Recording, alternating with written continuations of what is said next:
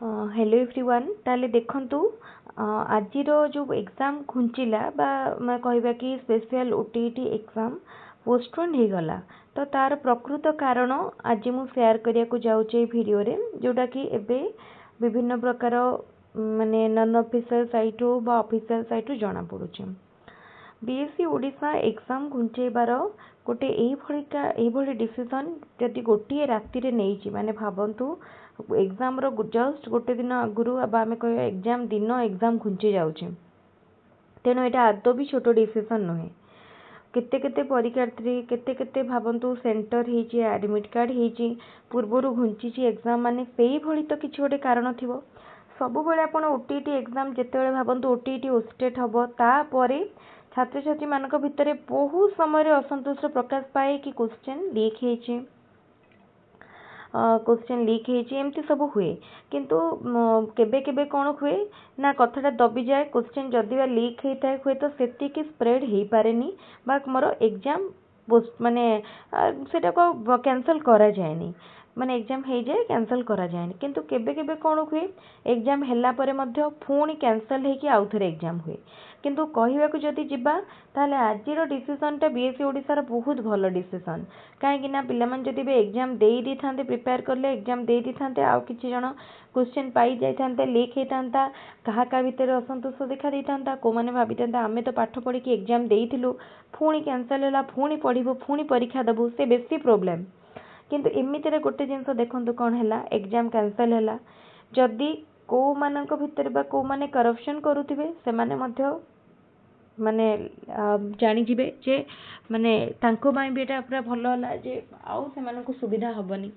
आउ जो पिला माने पढ़ी के एक्चुअली एग्जाम देवा को चाहुथिबे से मानक भितर भी असंतुष्ट रहिबनी तेणु यही जो डिसीजन टा नहीं एटा बहुत भलो डिसीजन यार कारणटा हूँ एक्चुअली एग्जाम रो क्वेश्चन लीक हेची सेति पई एग्जाम रो माने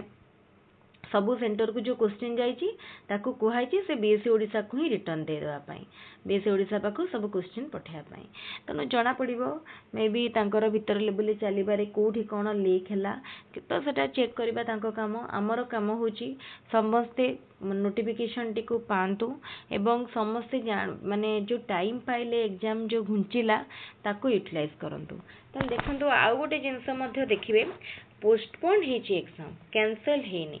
एबे मध्य दुईटी वर्ड भितर कंफ्यूज हेबेनी स्थगित हेची बातिल हेनी जदि एबे कैंसल हेतांता ताहाले ओटीटी आ हे नथांता पुणी आउ थरे नुआ की एप्लिकेशन माने हमरो रजिस्ट्रेशन स्टार्ट हेकी हेतांता किंतु एटा पोस्टपोन हेची माने जस्ट डेट घुंची के आउ गोटे डेट आसीबो तेनो आपण स्टिक रहंतु ओटीटी एग्जाम भाबंतु सप्ताह परे किंबा मैक्सिमम 10 रु 15 दिन भितरे हबो हाथ रे बेसी समय नाही जेतिके अछि भाबंतु गोटे बोनस मिलेला परिका आपनको पाखरे टाइम सरी जाइथिबो आ एक्स्ट्रा बोनस 5 दिन 10 दिन टाइम आपनको दिया जिवो तो कोन करिवे से टाइम को प्रॉपर्ली यूटिलाइज करिवे आपनको परिश्रम को आउ गोटे माने देबे माने ताको आउ टिके दृढ़ करिया पई आपनको भाबंतु टाइम मिलेला तो से टाइम टाको आपण प्रॉपर्ली यूटिलाइज करंतु एबेटार पढ़ा पढ़ी स्टार्ट करंतु केमती आपण पढ़िबे केमती कोन करिवे सेटा ता हो डिस्कस करिवार नाही काइना ऑलरेडी माने आपण प्रिपेयर ही कि अछंती खाली टिके बूस्टअप करिवे जहाँ पढ़िचंती ताको आउ थरे रिवीजन करि नियंतु जदि किछि नुवा पाठ टिके आखि पके आउ चाहुचंती पके दी पारंती आउ जदि आपण मॉक किछिटा अधिक अटेंड करिया को चाहुचंती आउ किछिटा मॉक टेस्ट दे दियंतु जदि guide test paper question answer करिया को चाहुचंती एई टाइम रे ही करंतु तो यही टाइम टाको आदौ भी नष्ट करंतुनी नहले लागिबो जे मो एते पढ़िली खाली परीक्षा एई जो टाइम टाको नष्ट करदेली तेनो एई टाइम टाको भलो भाबरे यूटिलाइज करंतु इन सर्विस टीचर्स माने भाबंतु आपण माने जॉब सहित बैलेंस करके पढ़ुचंती तेणु केते प्रोब्लेम आपनको पई होथबो एई भितर जदि आपनको किछि 2 दिन 3 दिन 4 दिन 5 दिन जहाँ भी मिलुछि मिलु जदि अधिका मिली गला ताले एटा आपण मानको पई गोटे ब्लेसिंग बा गोटे कहा जिवो जे माने आपण फॉर्चुनेट ताले देखंतु आपण एको यूटिलाइज करंतु पढ़ंतु आउ एग्जाम रो जो नुवा डेट आसीबो ସେଇଟା ନିଶ୍ଚିତ ଭାବରେ ତାର ଏକ୍ଜାମ ଯେଉଁ ନୂଆ ଡେଟ୍ରେ ହେବ ତାର 5 ଦିନ କିମ୍ବା 7 ଦିନ ଆଗରୁ ନୋଟିଫିକେସନ୍ ଆସିବ, ମୋଷ୍ଟଲି 10 ଦିନ ଭିତରେ ଆସିଯିବ। ତେଣୁ ଆପଣ ଏବେ ଏକ୍ଜାମର ଡେଟ୍ କଥା ଭୁଲି ଯାଆନ୍ତୁ, ପୁରାପୁରି ଲାଗି ପଡ଼ନ୍ତୁ କେମିତି ଆହୁରି ପଢ଼ିବେ, ଆହୁରି ରିଭିଜନ୍ କରିବେ, ସେଇ ଜୋସ୍ ନେଇକି ଲାଗନ୍ତୁ। ଆମର ତ OTET ପାଇଁ ସବୁ ଭିଡ଼ିଓ ହେଇଛି, ସେଥିପାଇଁ ସ୍ପେଶିଆଲ OTET ପାଇଁ ଫୁଲ୍ କୋର୍ସ କଭର ହେଇନି, କାହିଁକିନା OTET ପାଇଁ ଆମେ ପୁରାପୁରି କୋର୍ସ କଭର କରିଛନ୍ତି, ବାରମ୍ବାର ବହୁତ ଥର କରାହେଇଛି। ପ୍ରିଭିୟସ୍ ଇୟର୍ କୋଶ୍ଚିନ୍କୁ ଟିକେ ଭଲ ଭାବରେ ଦେଖି ନିଅନ୍ତୁ, ମକ୍ ଟେଷ୍ଟ ଅଧିକ ଆଟେଣ୍ଡ କରନ୍ତୁ, ଇମ୍ପୋର୍ଟାଣ୍ଟ ଚାପ୍ଟର ଗୁଡ଼ିକର ସମରିକୁ ଆଦୌ ସ୍କିପ୍ କରିବେନି। ସୋସିଆଲ ସାଇନ୍ସ ପିଲାମାନେ ଇମ୍ପୋର୍ଟାଣ୍ଟ ଡେଟ୍, ଟାଇମ୍, ପ୍ଲେସ୍ ତାକୁ ଜମା ବି ମିସ୍ କରନ୍ତୁନି। ସାଇନ୍ସ ଷ୍ଟୁଡେଣ୍ଟ ମାନେ ମ୍ୟାଥ୍ ଆଉ ସାଇନ୍ସର ମ୍ୟାଥମେଟିକାଲ ଫର୍ମୁଲା, ଇମ୍ପୋର୍ଟାଣ୍ଟ ସାଇନ୍ସର ଆମର ୟୁନିଟ୍ ତାକୁ ମନେ ରଖନ୍ତୁ,